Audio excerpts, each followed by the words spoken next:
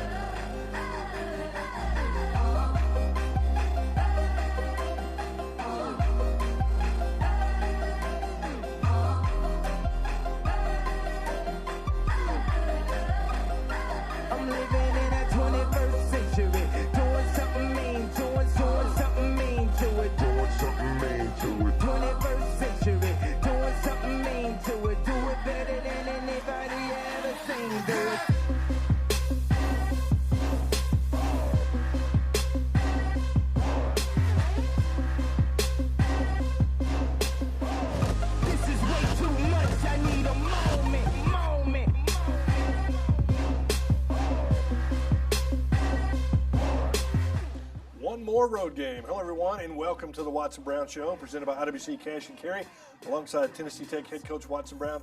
I'm your host, Buddy Pearson. The Tennessee Tech Golden Eagles have one more game on the road before an open date and finishing up the last two games at home at Tucker Stadium. TTU is coming off its fifth road trip in 8 games with a tough loss in Charleston, Illinois against Eastern Illinois. And Coach, unpack your bags. You just got one more road game, and that's it. Good gracious, I'll believe it when I see it. I'm not sure it's right. The schedule may be wrong. Yeah. Because we have been road warriors, and this has been a tough schedule. I'm proud of our kids. Thought we played really hard again Saturday. Probably played our worst game as a team, as a whole. But our defense got much better Saturday, and I think the last 2 weeks I'm seeing them come on, which makes me feel so much better. Yeah, does it take its toll after a while playing all these games on the road and just not really getting into a flow of playing any home games? Yeah, it is. It's hard. There's no doubt about it, especially with a young team. When you're starting maybe 5 seniors on your whole team, and we started the year with 30 guys that had never made a road trip with us out of the 70 that were traveling. So, well, they've gotten experience at that. Yeah, so we won't have to worry about that in the years to come. But it's not easy, and we've also played very tough teams on the road. We hadn't had that easy road game. Yeah. Well, the Golden Eagles headed to Charleston, Illinois, where they took on the Eastern Illinois Panthers. It was a tough first half. The Golden Eagles spotted them 10 points before making a comeback as we check out the first half highlights brought to you by Wendy's Breakfast of Cookeville.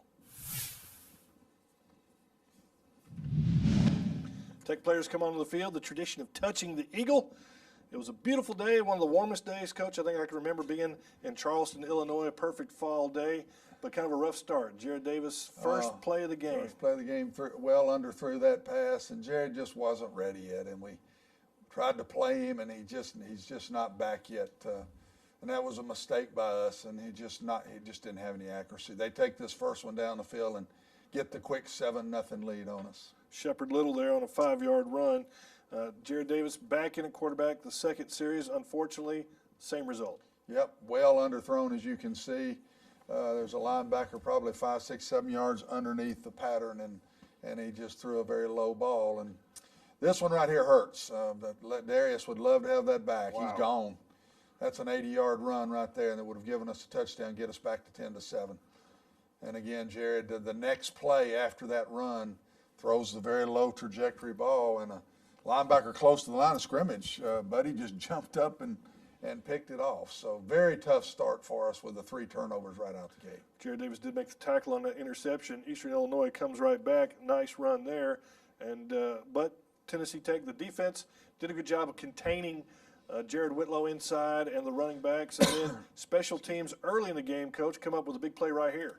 Yes, this changed the game around a little bit. Jordan Patrick, another block by him. He's had a bunch of them in his career, and he did a very good job right there and changed field position, and we pop back and get this thing back to 10-10.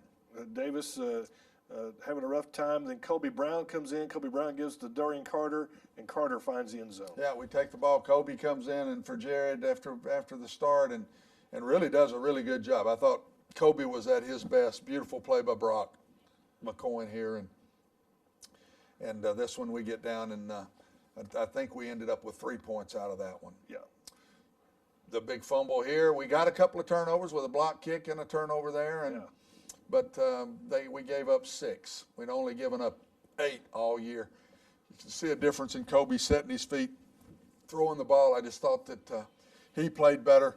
We had a big Brock McCoy don't ever drop balls, and had a big drop right before the half to tie the game at 17-17. But we're in at halftime. We've turned it over 4 times. Yeah. We're down 7 points, and we're feeling really good coming back out in the second half. Did anything change as far as the game plan or anything like that when you came out in the second half? No, just doing more of what Kobe does instead of what Jared does. You kind of got to switch to the quarterback that's playing, and we knew Jared was just wasn't there. But then we had to make another adjustment middle of the third quarter when Kobe goes down with a hand injury. Yeah, unfortunately, Kobe Brown does go down with a hand injury in the second half as we check out those second half highlights brought to you by Miller Lite. Second half started off pretty good. A horrible snap on this play, and the Golden Eagles recover, and you're in pretty good shape, Coach. Good shape right here, and get a field goal out of this, and with the score 17-13. They drive back down the field, take it to us on this drive. I thought this was their best drive, the longest drive of the day, and hit a couple of big passes. We drive it right back down again, and get to the 1 yard line, have a holding call. Yep. Get pushed back for a field goal, drop the snapper, it's a little high, whatever, and get nothing out of that. And here's the big last turnover that really that we had to take Jared out again and just not play him anymore. And held him there, and then we go back down and hold him, and then Ladarius drops this punt. They recover it. That one goes in, and at that point we start playing Ty Jobe, and we kind of take ourselves out of it. Shepard Little, another run there for Eastern Illinois. Didn't even start, but came in and ran effectively. Ty Jobe. Ty comes in, and that's Ty. That's not our offensive lineman. Ty's got to see that blitz and make a protection adjustment for that, and he just not. I mean, to take up for Ty, buddy, he was on the scout team all week. He played Whitlow in practice all week long, so all he's doing is spring practice plays for him. That's all he knew. Did a good job, made some nice plays, had a nice run here, threw a couple of nice balls. That's good to see.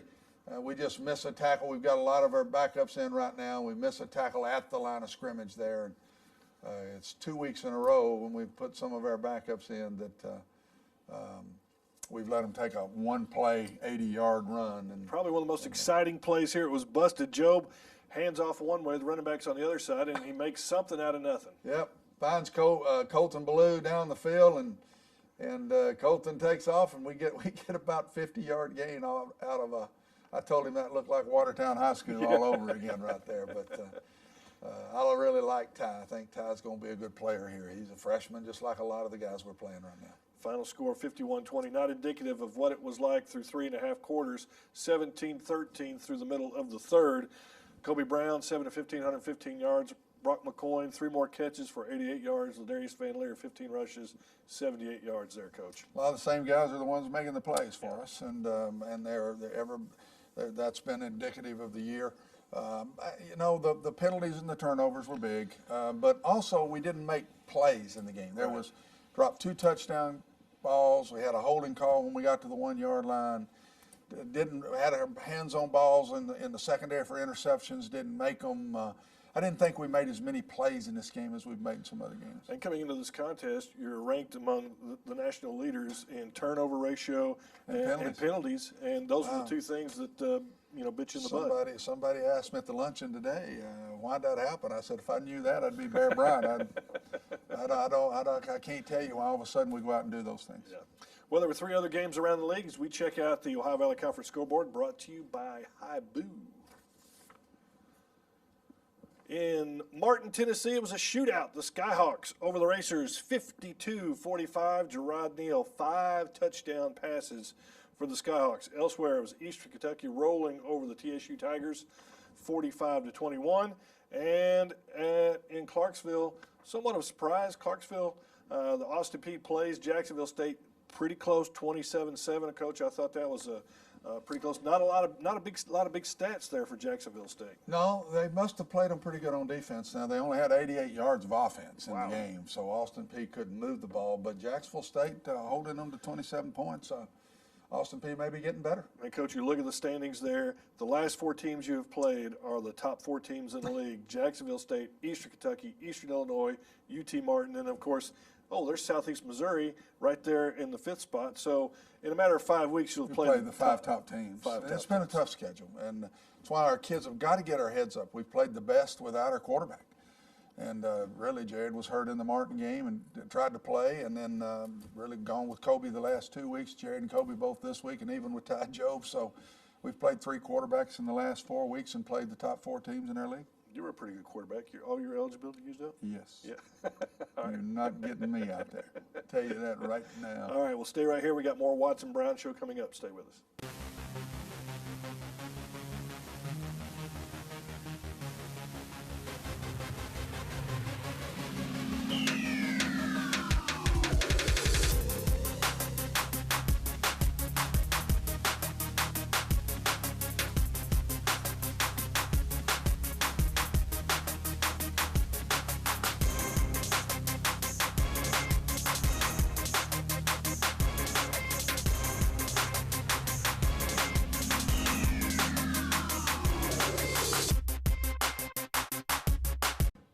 Welcome back to the Watson Brown Show. You know, Jordan Patrick is having a great season at TTU. The junior defensive end is among team leaders in tackles. He is also in this week's Golden Eagle Player Profile, brought to you by Zach.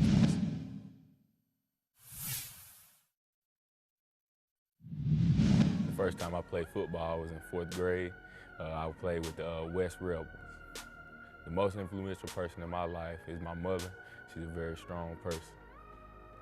Probably my favorite moment as a Golden Eagle was when we came back from 28 down, I believe, against Eastern Kentucky. I want to improve on getting more physical at the point of attack, getting a faster pass rush, getting after that quarterback a little bit more this year. The player I look up to the most is probably Ladarius Van Leer. He's probably one of the most exciting players on our team.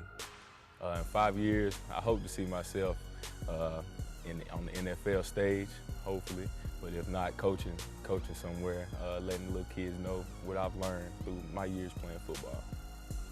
The 3 characteristics I think a good teammate should have should be perseverance, integrity, and then responsible. When my career is finished, I want to be remembered as a guy that gave it his all every time he stepped out on the field, and was a good leader on and off the field. If I describe Tennessee Tech in one word, I say physical. I believe we're a physical team. We're going to grind and get after it. Coach, Jordan Patrick had a pretty good game on Saturday. Yes, he did, and it's good that he's one of our older guys. He's the only older guy in the front, really, that's played a lot of football. So he's important to us, and he's fought injury all year but hasn't missed a game. He just finds a way to get back out there again the next week. I'm very proud of him. He's had a very good year. Yeah, boy, he sure can block some punts, too. Yes, he can. Well, it's time now to catch up with the former Golden Eagle. This week we find out what former football star Thomas Squires is up to in our Where Have They Landed segment, brought to you by the OVC Digital Network.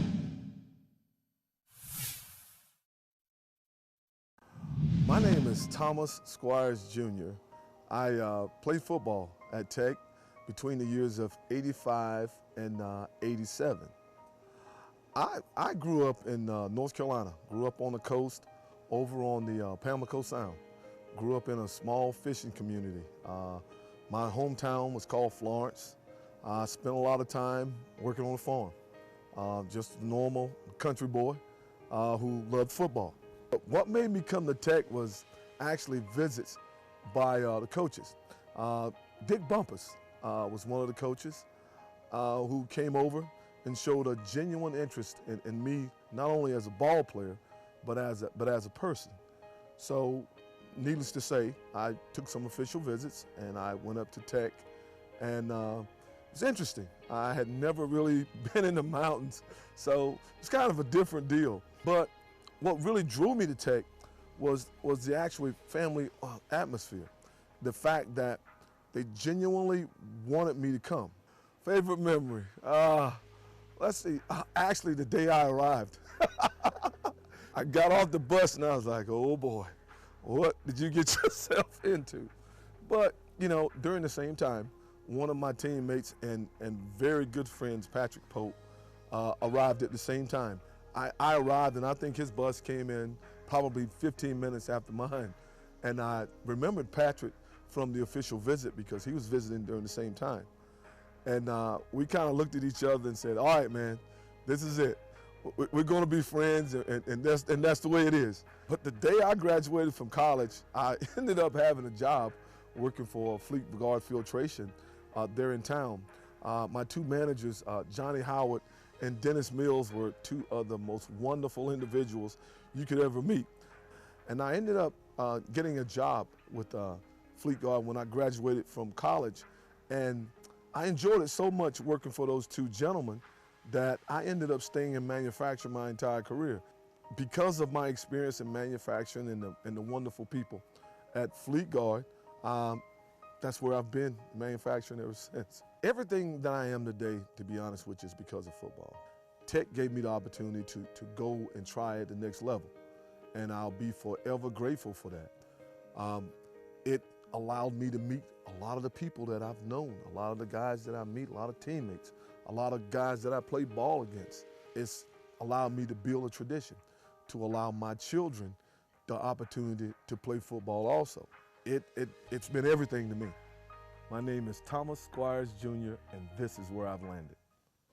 Coach, we need to get Thomas to come to the alumni football golf tournament and hear some stories. Yeah, I know. We got a lot of those guys we need to get back. Those 80s guys around the Darnell times, we need to try to get a lot of those guys back. But I've never met him. It'd be interesting when we can get him back to meet him. Seems like a great guy. I bet he's got some good stories, too. Yeah. Well, the TTU soccer team has earned a berth in the postseason. Here to tell us all about it is Dylan Vazano in this week's Golden Eagle Update.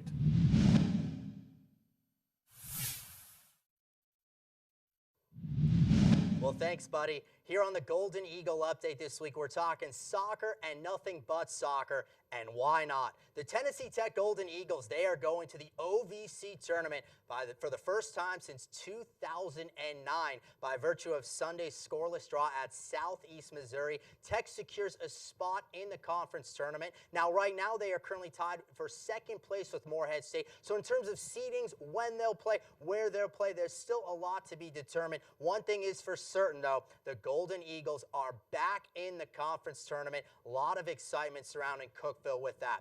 That's your Golden Eagle Update. Back to you, buddy. Thanks, Dylan, and congratulations to the Golden Eagle soccer team for making the postseason. Very much so. Yep. Stick around, Coach.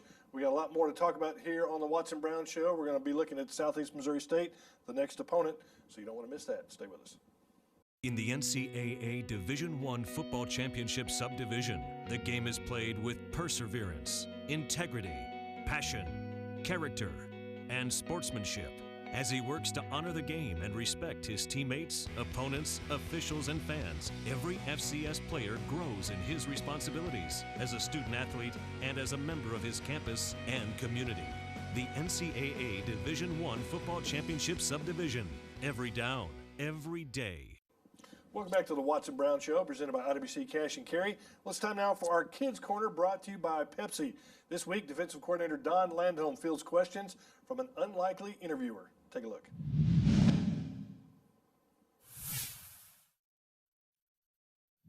How long have you been playing football? I played football for about 12 years, and I've coached football for about 30 years. How many trophies have you won? Wow. You know, since I've been coaching so long, sometimes it's tough to remember. But I've been on teams that have probably won about 10 championships throughout the years, so 10 to 12 trophies. How often do you practice? Once school starts, we practice every day from the start of school till Thanksgiving. How many touchdowns have you scored? How about this? I've never scored a touchdown. They did not let me carry the football. But the teams I've coached have scored a lot of touchdowns. How many times have you been tackled? I've been tackled a lot. I don't know the exact number, but probably 4 or 5 times every day in the 12 years I was playing. Does your coach get mad if you lose a game?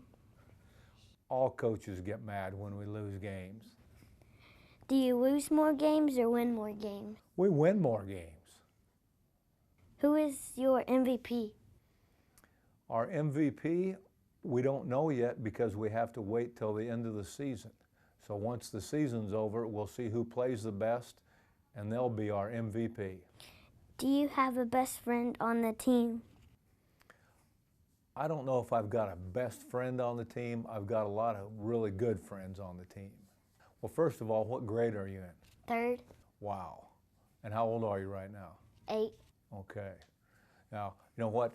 I've got 3 girls myself. I don't have any boys. Do you know how to throw a football? Yeah. Good, because every girl should know how to throw a football.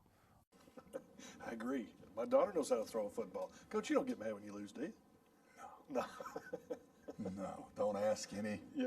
Don't go ask that out somewhere else. Just ask me, okay? Yeah. Coach Lando, man, he was getting grilled pretty good. He handled it okay, though. Yeah. He handled it okay.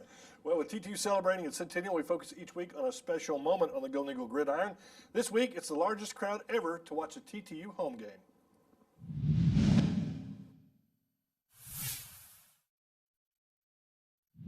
Everybody got into the act when Tennessee Tech claimed a 26-8 homecoming victory over Morehead State in Tucker Stadium on October 23, 1971. And it seemed everybody packed into the stands to support the Golden Eagles as well in the important Ohio Valley Conference game. A capacity crowd of 16,521 filled the seats, stood in the aisles, and hung out behind the end zones as the largest crowd in Tech history, an attendance figure that still stands as the school record some 44 years later. Tech and Morehead, the 2 top offensive teams in the league, each came in with a 4-1 record. With the 12th man making noise, the Golden Eagle defense, led by Jim Youngblood's 16 tackles, shut down the visiting Eagles, holding them to just 6 points. Tailback Jeff Axel rushed for 138 yards on 18 carries to pace the offense and earn OVC Player of the Week honors. It was a homecoming to remember for a whole lot of Golden Eagle fans. And of course, the Golden Eagles still have homecoming yet to come up. They're going to play Austin P in a couple of weeks on homecoming, but boy, what you wouldn't give to see Jim Youngblood suited up in Golden Eagle uniform again. When he comes back and you see him all the time, when he comes back for a golf tournament, he still looks like he could play to me. We saw him at Wofford. Yeah. He lives in Spartanburg, so he came to the Wofford game, got to see him, and he looked great. Yeah. Well, the Golden Eagles hit the road one more time, heading to Cape Girardeau, Missouri this week to take on Southeast Missouri at 1 o'clock. Coach, you know Southeast Missouri well. You've been very successful against Southeast Missouri. What do they got this year? This is a good team, and I think it was a toss-up game with EIU when they played a couple of weeks ago, and they lost 33-28 at EIU. So I think it's another tough game for us. They've played very well. They solid in all phases. To me, I don't see a weakness in the team. They make you beat them. I think they play solid football. We struggled with them last year in stopping them. I thought their offense a year ago was just fantastic, and some big backs, and this quarterback had been playing forever there, but we matched them with our offense and came away with a win. But this will be a hard-fought game, and we're going to have to play much better than we did at EIU. But I know we're capable of doing that. Yeah, and from an offensive standpoint, I know you can't worry about so much what Southeast Missouri is doing, but what you have available to do, especially with quarterback injuries and everything else. Well, our whole issue on the team right now to me is quarterback. Yeah. It's just who's going to play this week, and we just at the time when we were doing this show, buddy, we don't know. I mean, we don't know about Kobe's hand. To me, Jared just doesn't look like he's there yet. I don't know. I don't know what we're going to do. I think that we'll know more tomorrow when we get to the practice field, but that's our big issue right now. And I guess one of the good things is, no matter what happens, you've got an open date after this game. It's your last road game.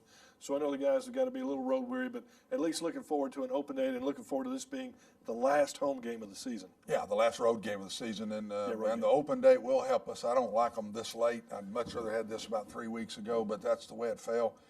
But with our quarterback situation, it might be a good thing that we can go play this one, get back, see where everybody is, try to get some health back in everybody, and see if we can't finish up the year the way we started the year with a healthy quarterback. Yeah, well, Coach, we certainly wish you the best of luck, and be careful on the road one more time. Thanks, buddy. All right, for Tennessee Tech head coach Watson Brown, I'm Buddy Pearson. We'll see you next week on the Watson Brown Show. The Watson Brown Show has been brought to you by IWC Cash and Carry, Zaxby's, Wendy's Breakfast of Cookeville, Miller Lite, Haibu, and Pepsi.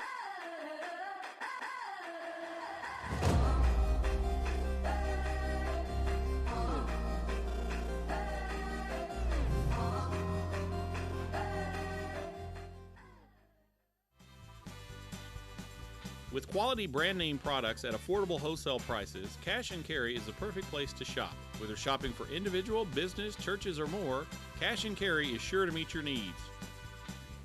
Cash and Carry of Cookeville, 931-528-8050.